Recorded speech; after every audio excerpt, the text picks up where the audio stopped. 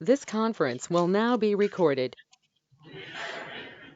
Okay, this is the Public Works Committee meeting. I will call this to order at 5:30 p.m. Central Time, 6:30 p.m. Eastern Time. Uh, We are operating under the governor's continued executive order, which does allow participation by remote means. We do have trustees Graham and Lefevre in the village office, so we do meet that particular requirement of the governor's executive order. And we do have participating remotely myself, Mike McKinnon, Attorney Mary Gaziano, and Public Works Director Chad Insko. So I'll make a roll call. Jeremy, Here. Adam, Here. and Mike McKinnon is present. Anybody have any conflict of interest to disclose? Any changes to the agenda?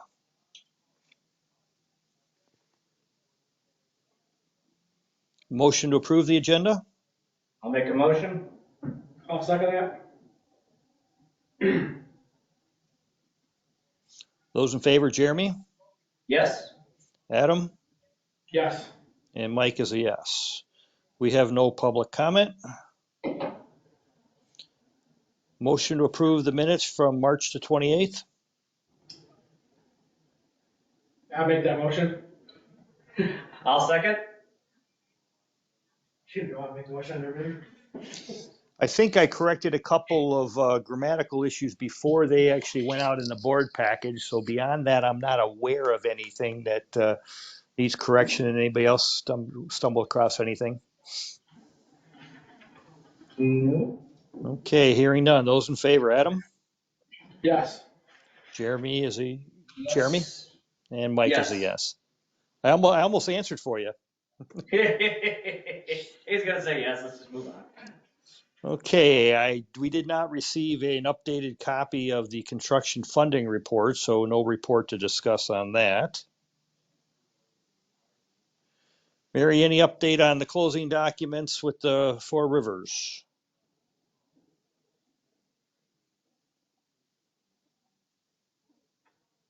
Mary, you're muted. We're not hearing you. She was definitely Sorry. telling us though. Yeah, no, I was telling you that I'm talking with Attorney Fitzgerald. We're trying to find a mutually acceptable date. Okay. So that's I'll let you know as soon as I know. I just am on mute because I have a cough and I don't want to cough in your ears. No problem. Okay. Any updates relative to the water main project, Chad? No, everything's going forward as it shall, still under IEPA review.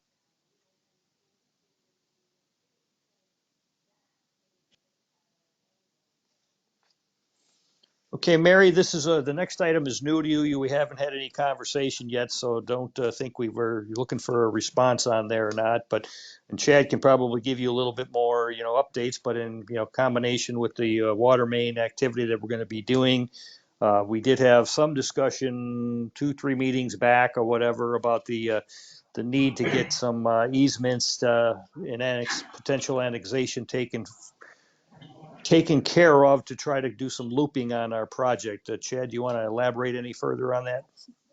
Yeah, two things. One, this is not part of the previous mentioned EPA loan funded project. This is a standalone project that we were aiming to do in-house.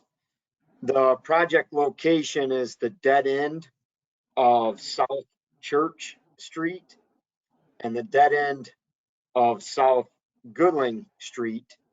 Both roadways dead end, and likewise the water mains dead end.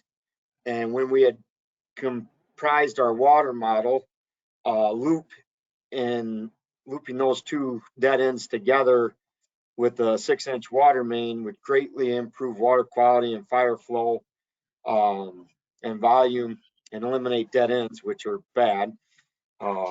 So on paper, it was a relatively simple project, and there is a utility easement And during the investigation, and let me pause here, and I'm going to read verbatim what Fair Graham's work order said that we agreed to. Should an easement need to be created, Fair Graham will prepare the legal description and easements for the two affected parcels.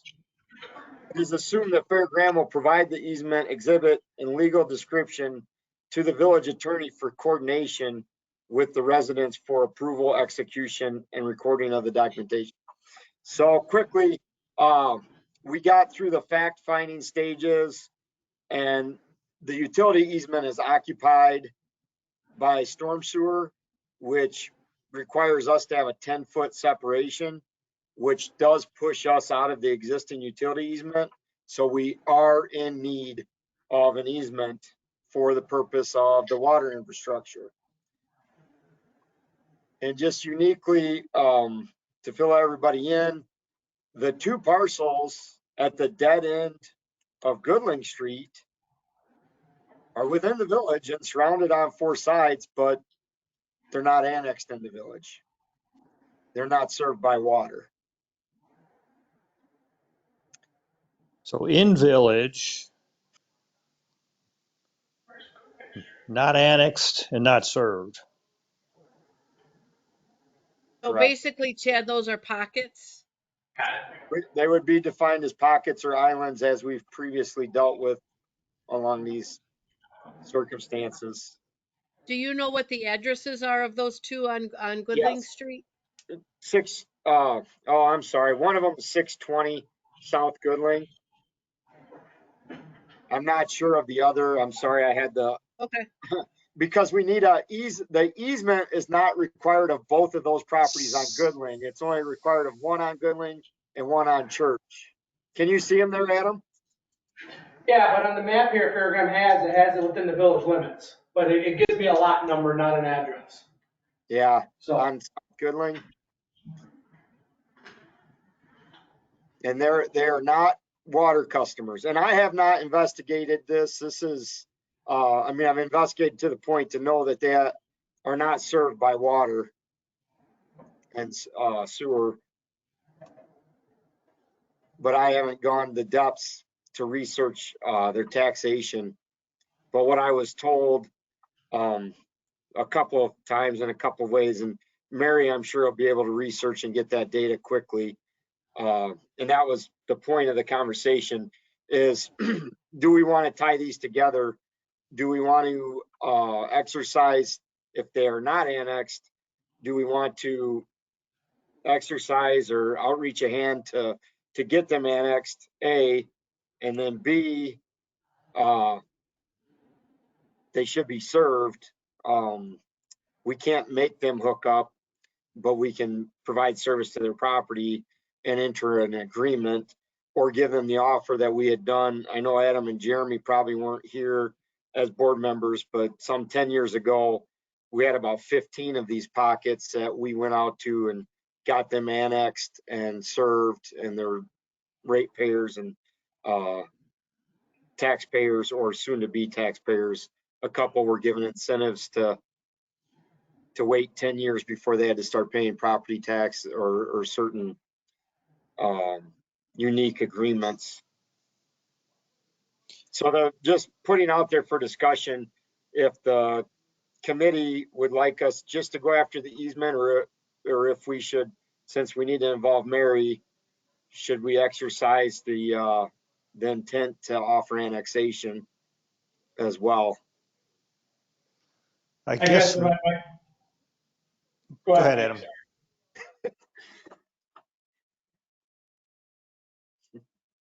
I guess my opinion would be is if we're going to be spending resources and everything, that I think it's probably to the best advantage of the village to go full blunt and bring them in. And, what did we do the last time? Did we agree to go ahead and we actually dug the trench or whatever to, connect them to water if they were willing to connect?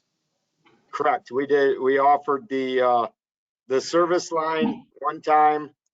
We did the costs incurred of annexation and waived the connection fee.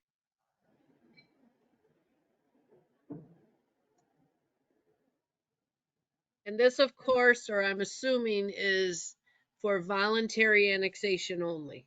Is that right?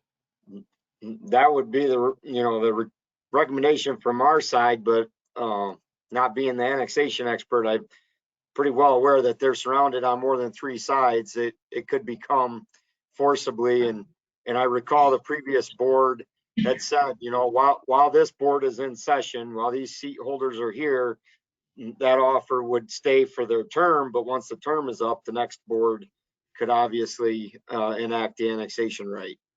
And I know that we had letters written to that degree previously. Right. And I bring that up because I know prior boards have said we're not forcibly annexing anyone. And I just wondered if there would be at some point that they need to be in for our infrastructure reasons. Well, and I'd like to elaborate on that. I mean, maybe the annexation has happened and somebody else was not aware of that, but I know they're getting the garbage pickup at a reduced rate. The garbage truck is driving on the circle. We plow the circle. We salt the circle. We do the coal patch repairs. I'm sure it's policed. So they're getting all of the benefits of, and there's stormwater. So they are receiving all of the benefits of being in the village. And there are 2 on Goodling? One I know is 620. The other one, I'm sure you'll get to me, but is there one then on another street as well? No, church is, we just need an easement from a Church Street at 624 South Church. We need an Okay. easement, but they are in the village. Okay. Is the only downside to the resident the village taxes? Yeah, like when I annexed, I think my annual taxes went up $460 a year. But the garbage rate is about, I think at that time it was about $6 less per household with a lot more. I mean, our garbage is phenomenal service. I mean, unlimited cans, unlimited yard waste. You go anywhere else, you're paying $19 to $22 a month for 1 can, and every other week recycling, and usually no yard waste. But if we're already giving them village rates, we don't really have much leverage there. Or I guess we could say, well, you've had it for a while, but to continue, you need to annex. And again, I haven't done the research. That was the hearsay that I've gotten from the office and past folks in here after we did the first round of island annexations. That one was kind of an afterthought because we've dealt with one. They're all sisters. South Seward Street, where Mr. Flynn came in, that was not in the village. The 2 on South Church are, but the 2 on South Goodling aren't. And that was the end of town before Resch Farms was built. Then Resch Farms encircled or encapsulated those properties. And I will have to look because we had a map from the past that we had done years ago, finding all of the pockets in the village. I thought at least that's what Fairgraham had done, but I'll see what I can find Well, out. glancing over at my map that shows the boundary, it cuts them off.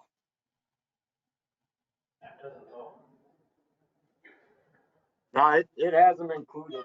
Now that I looked at the right street, it's included, but that I know that there was some gaps and errors in the previous mapping. So again, I just want to research it and make sure if that's what the committee wants to do.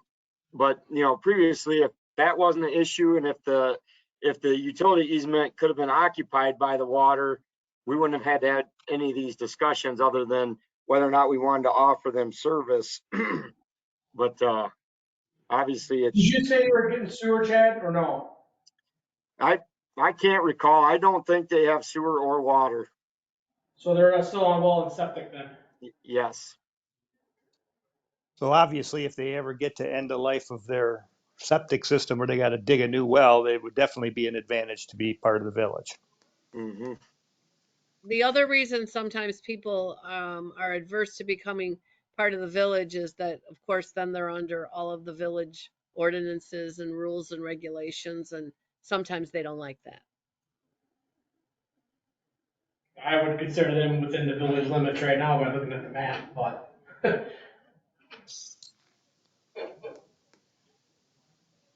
And long Well, story short, I just want to take this opportunity to, if the committee so wishes, to clean it all up and and know what's what. And because we, like Mr. McKinnon said, we have to now instill some additional resources to get this project to done. do you have an idea or recollection, you know, and I know costs probably gone up, what type of parts and you were looking at and how many, you know, days, hours of village labor it was going to take to put this together?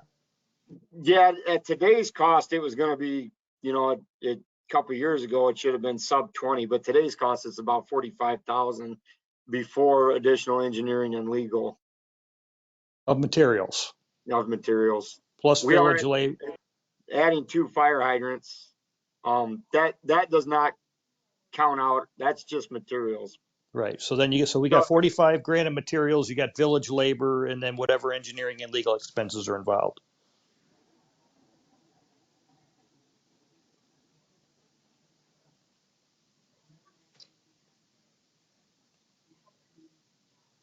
I guess my immediate thought is just kind of let's get them annexed in and run the water main and do it all that way. And then we leave it up to them if they want to connect to city water or not. We'll put our water stubs out for them. And I think a question for you, Mary, does the village have an ordinance that is if they're on well and they have a water service line sub to them that anytime the house sells or change possessions or well failure, they have to connect to city water? Something along Definitely that line?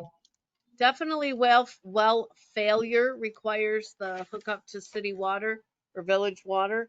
I don't off the top of my head know the answer that there's anything that says if you sell the property. I would have to check that. We historically had not had anything with the changing of hands, but we did have the county health department, the Department of Public Health requirement. There's setbacks. I believe the water is either 350 or 450 feet.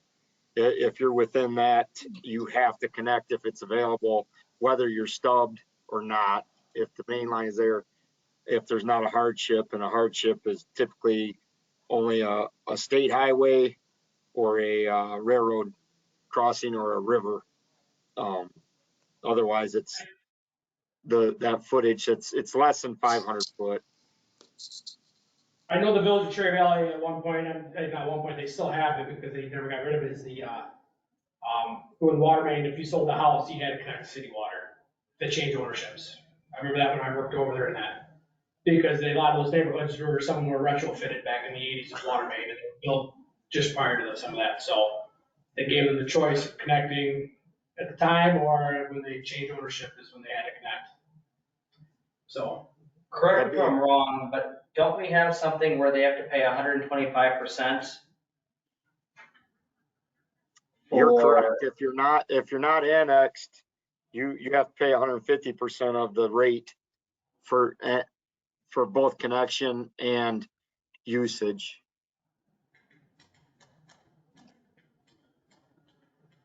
Well, it would probably seem that we probably would, you know, number one, first things first, I guess, Mary, you working with the, you know, Fairgram necessary information that we need to render a decision, but probably, you know, until we get a little bit more detail, I guess I would think we probably would approach it similar to what we have on the other ones where, you know, we try to get a voluntary thing in there and then we just may have to, you know, sweeten the pot a little bit or something on some of the things that basically are not significant cash outlay for the village, but just, you know, offsetting what might be a revenue if it would have, you know, been situations would have been different.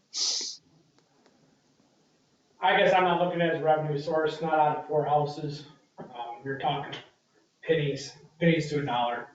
I No, just think we're basic.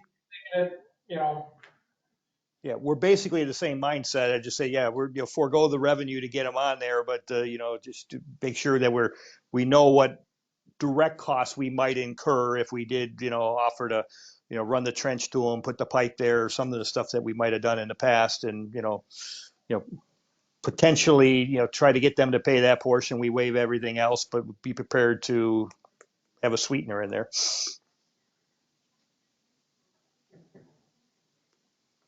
Mary, is that enough for you to at least start to move forward, figuring out what gaps we need to fill so we can talk about this more intelligently? Yeah, the only thing that I would need, and whether that's from you, Chad, or Kelly, is the other address on South Goodling, because that Yeah, way I'll I get can it. check and I'll, see. I'll go to there in person and get it and make, Okay, I'll hit I it just up had on Google Maps. WinGIS and go from there. But okay, I'll get it to you tomorrow. all right, thank you. And just to make you aware, we have the pins identified in that utility easement request in that letter, and I'll forward you that as well. It was Okay, elusive. I have it in hard copy in front of me and thought I'd be able to shoot it to you, but it must be lost in an email chain I did not easily grasp before tonight's okay. meeting.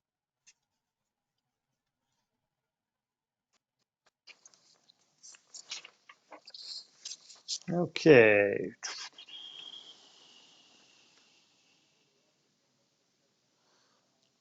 Winnebago County Geospatial.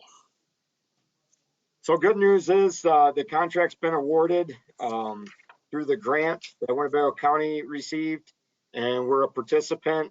Along with that grant, we will have no money out for the asset inventories and the capture of certain appurtenances. There was an email that went out this morning that the project will commence. A kickoff meeting will happen next week, and then there'll be some trial areas. And you'll see, I mean, basically, it's like the Google Earth car that's capturing the assets, and they do most of it through the LiDAR capturing and things of the like. But they'll build some asset inventory for us for no cost. So that project is finally for real underway and going to be happening. And at the kickoff meeting, we're going to get a completion date.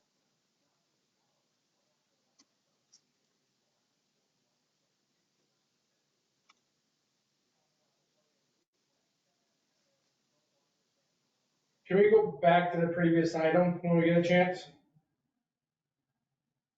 Okay. Because I'm looking at these 4 houses at the end of Church and Goodling and their tax bill. The village is collecting a property tax from. I'm Well, sorry, then you said the Just village looking, is collecting the yeah, property tax? yeah, so I'll give you a PIN number. This is 624 South Church Street.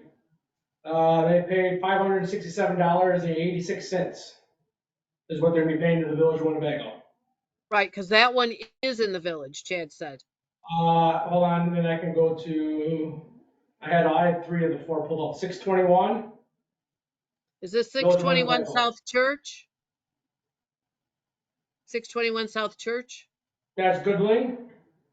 I Oh, had, I had all, I had 3 of the 4 pulled up here. okay. Let me,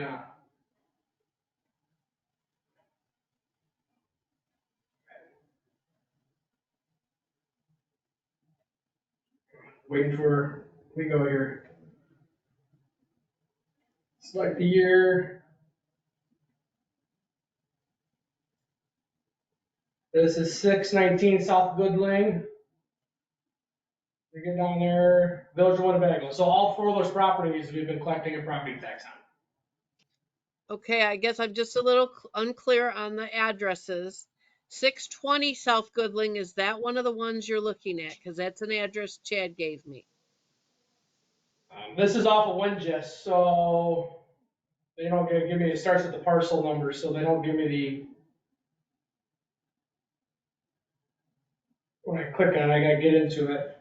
Oh, that's church. Hold on here, I gotta zoom out. Make it easier for me.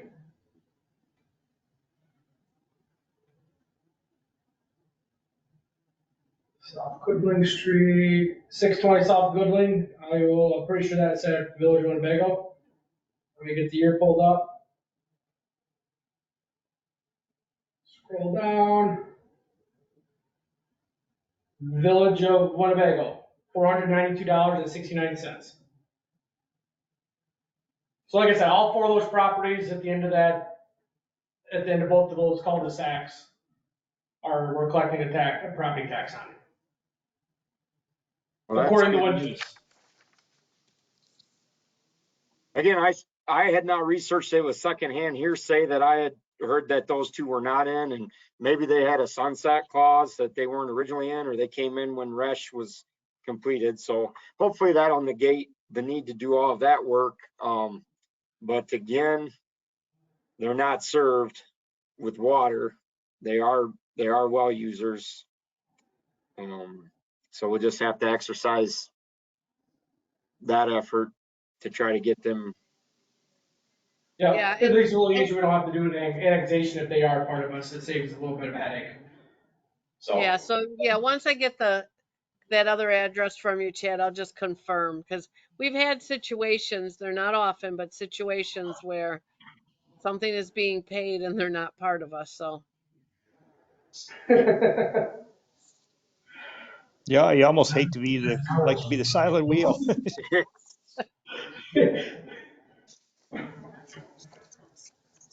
Okay, any other questions on that particular item?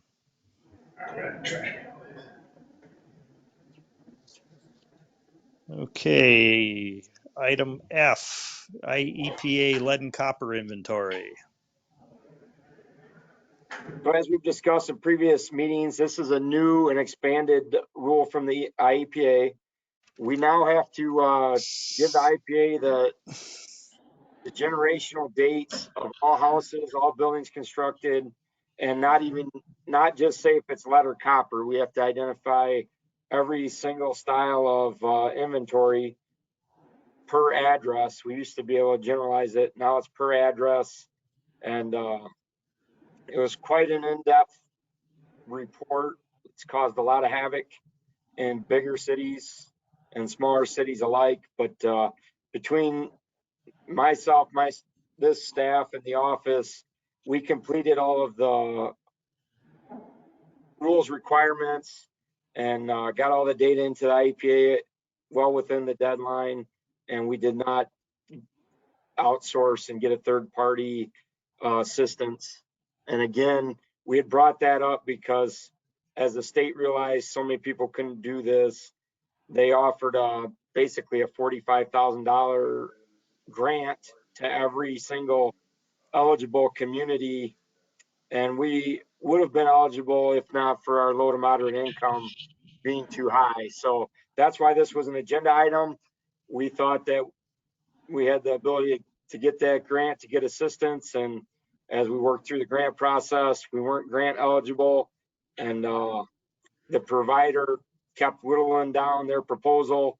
But along the way, we just completed the work in-house. So that task is done. Is that considered the report for 2022 or Yes. 2020? Okay, 2022. 2022. So obviously we'll have to, I guess if nothing else develops between now and then, you'll still have your report from 2022 that could be, if there's really no change in building or anything, it really becomes your report for 23 as well? Yeah, we do have to, change for any adders. We still have right around 200 services that are not connected to, like out at Willingham and several of our commercial properties are not connected. So if there's any growth, we got to do that updating. Any change out for failures or breaks, we'll have to update. But it's in an Excel format. It's very simple.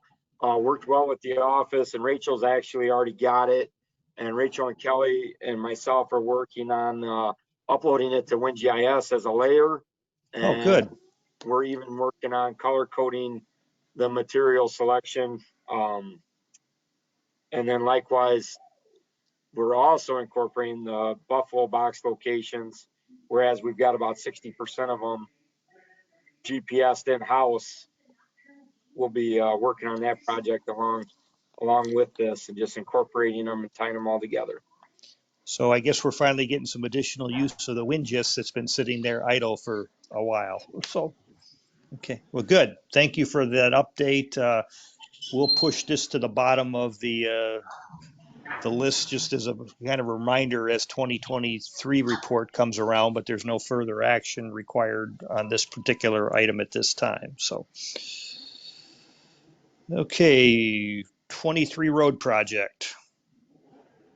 So we allowed the comment period to properly expire, wherein any contractors could argue any of the bids for pertinent reasons. When you do MFT funds, you got to do that. That all went well. We had no contest to any of the bids, so we were able to have our bid or our award, formal award on the 19th, and we had our pre-construction meeting shortly thereafter. Met with the contractor. We've made a few minor adjustments to maximize the budget and get more pavement laid with that really good price. So we're all on the same page, and it looks like we're gonna start some of the preliminary next week in the mainline paving the following week. So if Mother Nature cooperates, second week of May start for road work, that will be really good. The district did have some underground work. They had some fractured manhole cone sections and things of the like. They've completed that work as well. So we've had some of these rains to allow for compaction. They do mechanical compaction, but if you travel those roadways, you'll know they're riddled with trench settling. So we certainly don't want that in any of our new work, but all things are going as good as they can.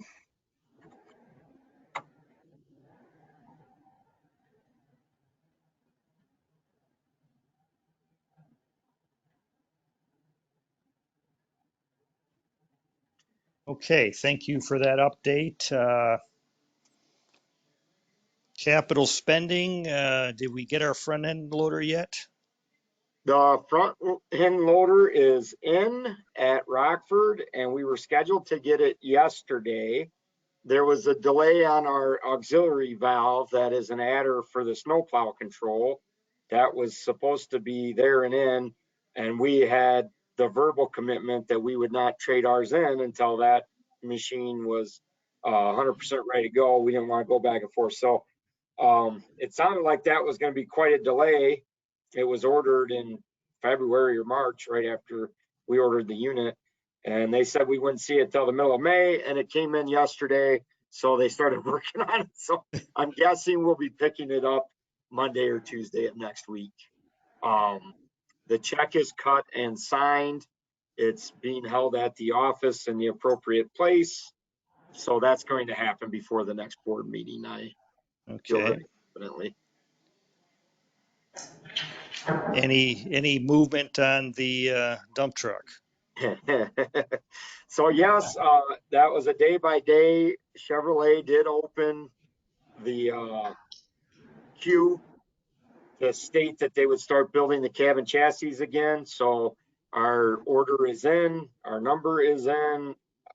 So according to everything we know, it's scheduled to start construction.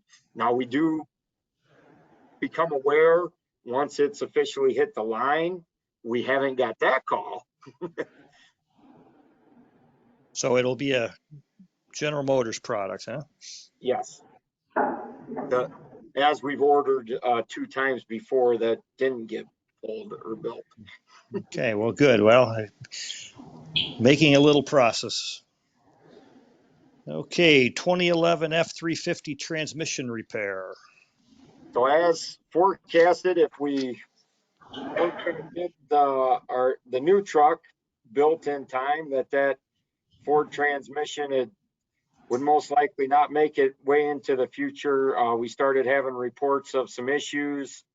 Jim and I both drove it off and on over the last, well, it's been at the shop for over a week. So 2 weeks ago, we each drove it. We took it in to get it flashed to make sure it was not an electronic issue. All of the coding says internal issue.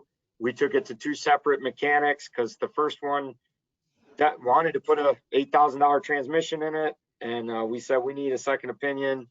And the second opinion is more local at B&C Transmissions. And they would like to repair them if they can in the vehicle. This one will have to come out of the vehicle and be rebuilt but that's about a $3,000 savings. So we did have to go to the mayor for emergency spending approval so we could get it underway. It looks like it's going to be around $5,000 for repair versus $8,000 for a used rebuilt replacement. So although Frank is approved that or whatever, you're just looking for us just to reaffirm that decision. Yes. So we're looking for a motion to recommend board approval and to reaffirm the decision made by Chad and Frank regarding the the rebuild locally of that transmission. You got $5,000 on there. Do you need a little bit more cushion, or I would say let's expected $6,000, but we were told 5. So not to exceed $6,000. I'll make that motion. I'll second it.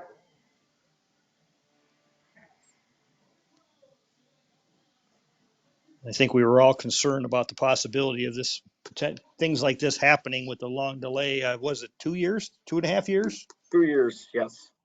So, anybody else have any questions, comments on this? Hearing none. Jeremy, Yes. Adam, Yes. and Mike is a yes.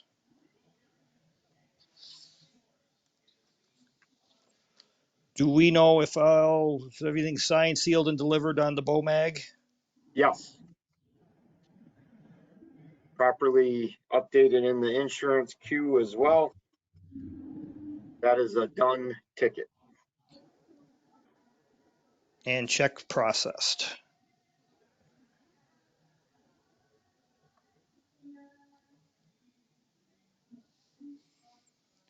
Any activity for short-term requirements on from Public Works relative to the police cameras?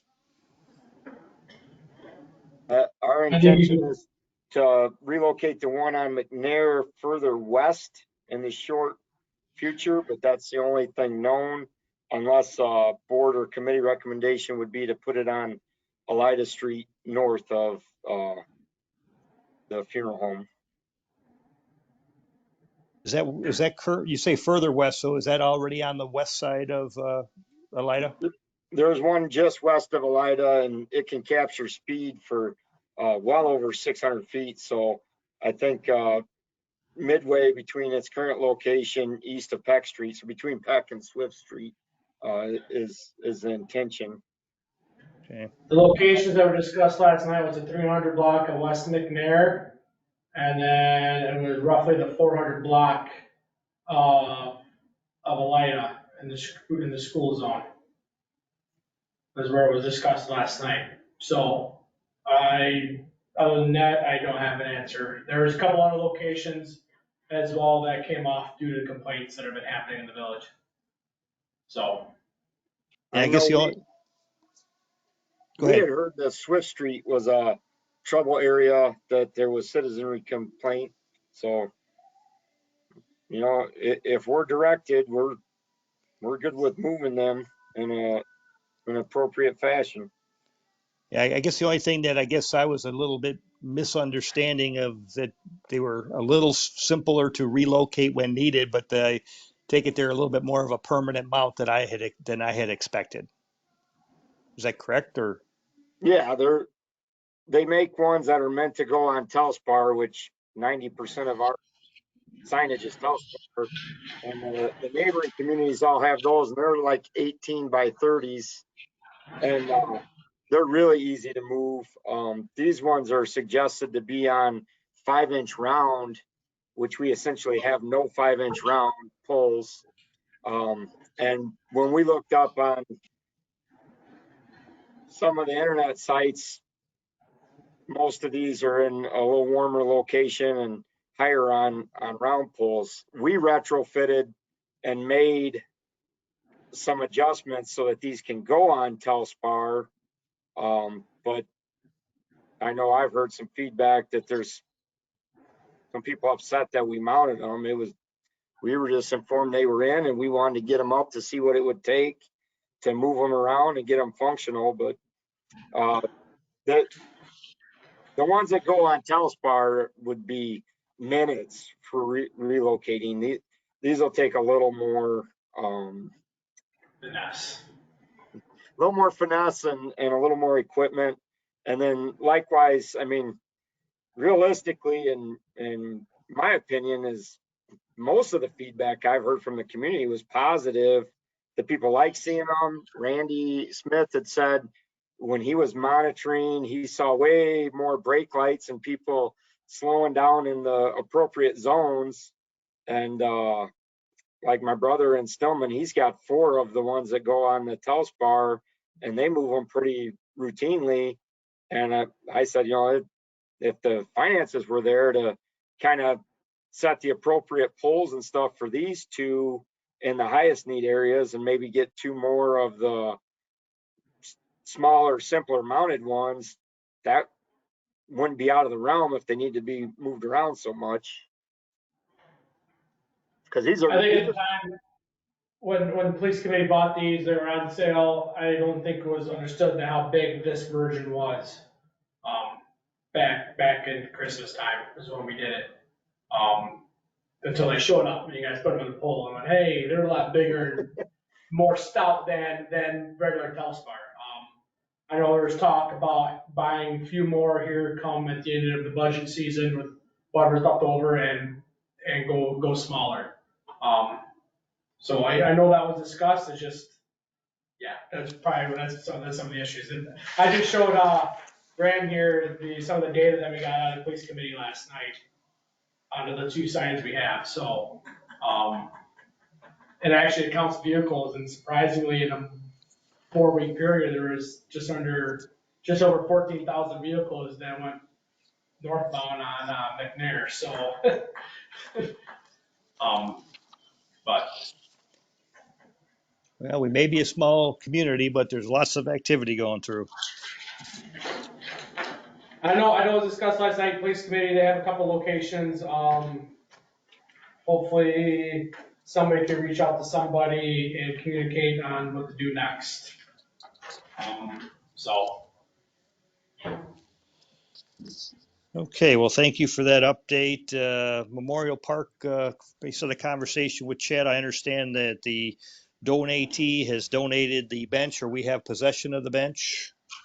Yep, we got it. We have assembled it, and I believe it's a lightweight bench, but I believe it's to be mounted stationary. And the family had a request of a certain orientation. I do think we'll need to put a pad down, concrete pad. Not a big deal. We could incorporate it when we're doing some sidewalk repairs, so we don't get a short load or anything. We can prep it and form it and just tag it in with some sidewalk work. We will have to augment it a little bit if it's meant to be anchored down.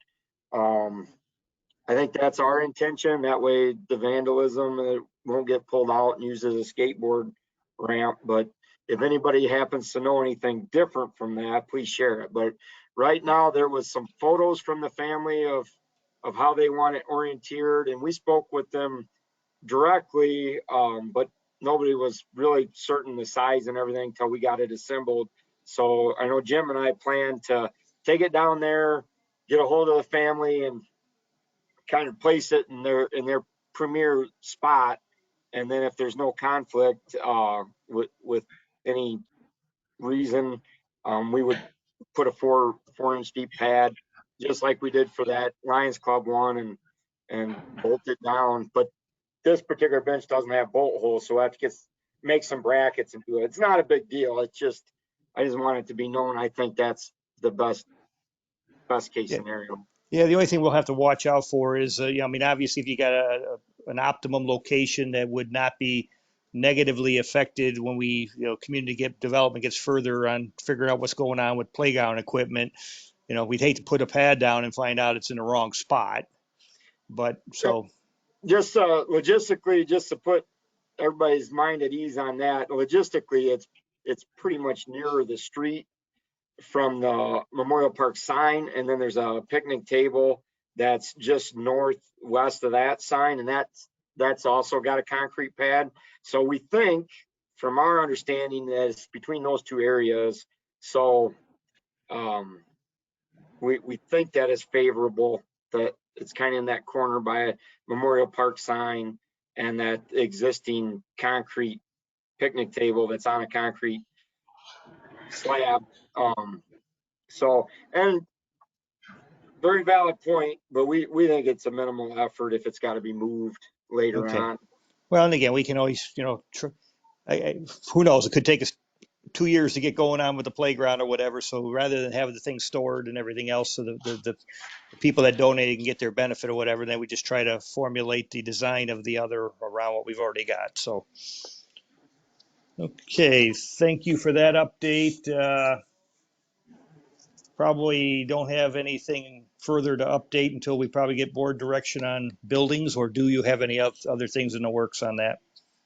Behind the scenes, we're working at a couple of different orientations and a couple of downsized structures. If there's a different plan, we still, or I still feel strongly we need a wash bay to protect what we have while we have it, but maybe at a smaller investment. But just soundboarding some things off of contractors, getting some pricing. But I'm under the influence that we are awaiting the board's committee of the whole meeting to give us some direction. Yeah, like I said, obviously, if you are able to get some feedback and discussion without, burning up too much of your time and, too many resources, I guess having ideas when we get around to discussing them would certainly be a benefit. Hey, Mike, what was the deadline we put on that we were gonna bring it back to the board? If I think it was, I believe we said 60 days. okay. So we're at about 30 now.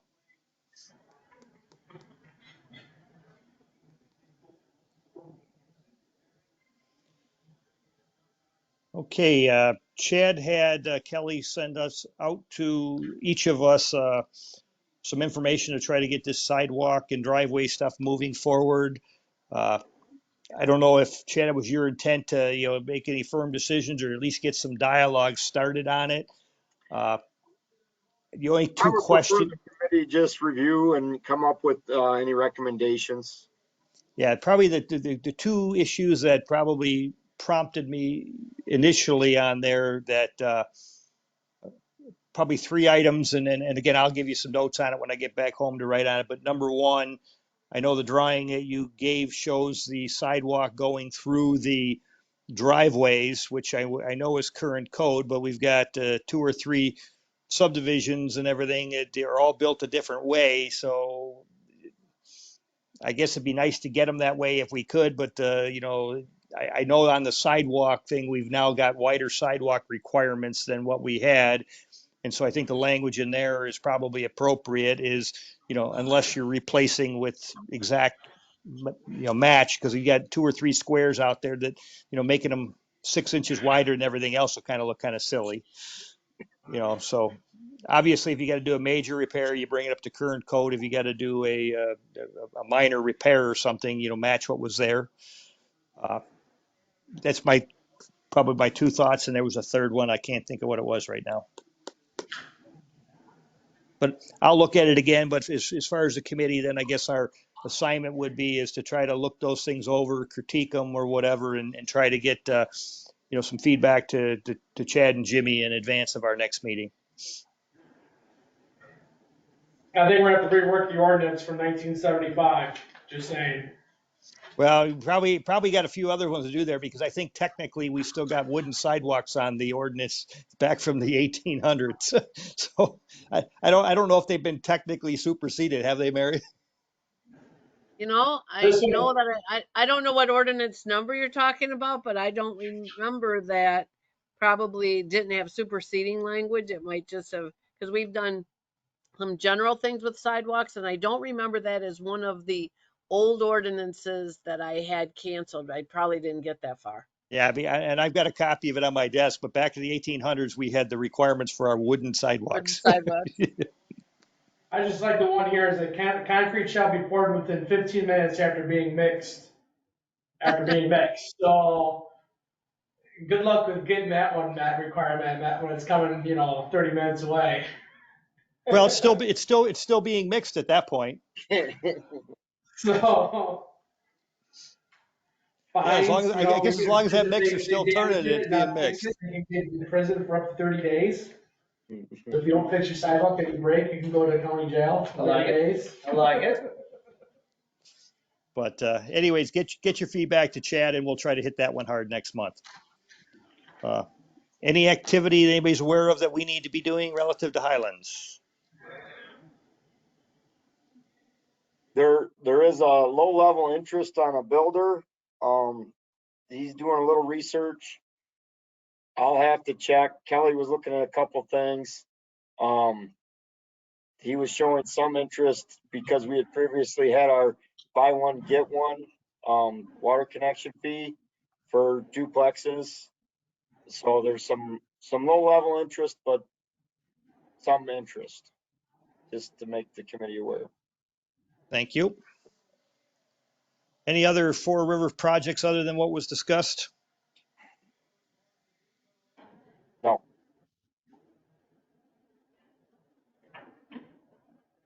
Water meters? baby steps. Mother We may were, I.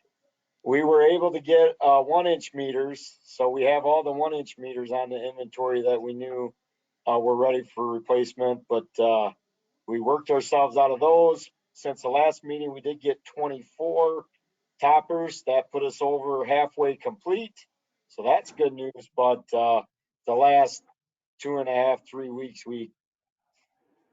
I changed my Monday check-ins to Wednesday, and my salesman tells me check in at the end of the week when I call him on Wednesdays. So all you did was shift with you. But baby steps. There was some brass components that were 6 to 16 weeks out that we've gotten, and we were able to get some things changed. We had some meter pits have 1 inches, so we've been able to get those. Things are going really good. If we could just get the inventory, they'd be going great. Any items that you have any updates or we need to touch base on from S to double F? Just the main one is street maintenance, crack filling, and chip sealing. The Okay. crack filling equipment's going to be around in June. The local municipalities, a lot of the similar size of us, it goes to Byron first, right at June, and then it usually goes to Pecatonica, sometimes Leaf River, German Valley, Oregon. So at the next committee meeting, if the road project's underway and we know that we don't have any hiccups or change orders, I'll be looking to make a proposal. Spitball number is about 12 to 15,000. All of their numbers have gone up, but we've historically been able to get 2 weeks of rental and enough pallets of material to take us those 2 weeks. And this is a good time to get some crack filling done. And then the good news, bad news, we did intend on doing $40,000 in chip sealing. The county goes out to bid early with that, like we do for our streets. The numbers were not great, and it was not a local company that got it. So again, we've got to watch how our road project goes. We may have to do a chip sealing project as a bid, because the numbers weren't very good that the county received, and they also weren't from a local company. So we may have to do a project to go after that. Just to refresh the committee, since the county goes out to bid, it's typically a low bid number, and we're usually afforded those really good numbers, and the bidding process has already been completed on somebody else's dime. This year, it may not be those circumstances. Okay. Well, we had some positive updates, but I guess we're going to get a negative update, but thanks for the update nonetheless. So any other items? I do not have anything to add to the rest. Any new business from anybody?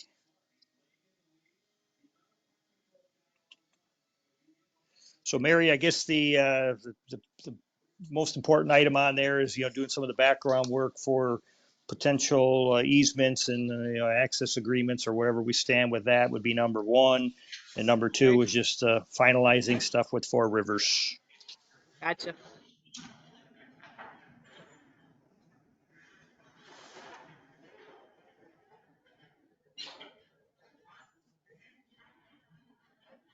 So items for the board, we're going to have the transmission.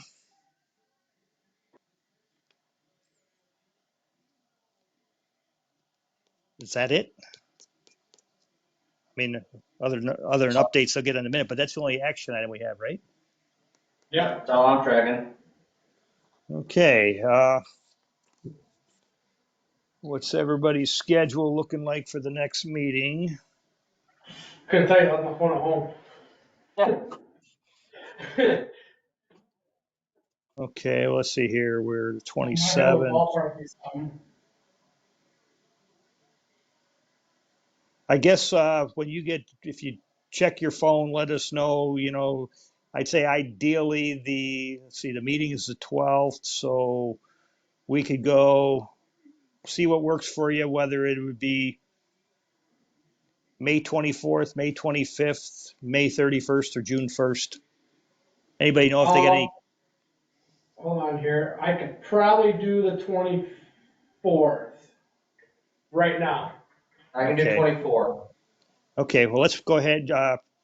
Is there any sporting That's events better. that we gotta, keep it starting a little bit later, or is there the ability to try to move it back up to the 4:30 timeframe? Matter of fact, we probably go as early as like 3:30 on that day if you wanted. Earliest I could probably do is 4 till the sitter comes home from work. So So 4:30? We can go 4 o'clock on the 24th. Okay, we'll go 4 o'clock on this Wednesday. Let me jump back over here. Wednesday, May 24th at 4 o'clock. Okay, do I have a motion for adjournment? I'll make that motion. I'll suck it. Those in favor, Jeremy, Yes. Adam, Yes. and Mike is a yes. So we will conclude this meeting at 6:27 p.m.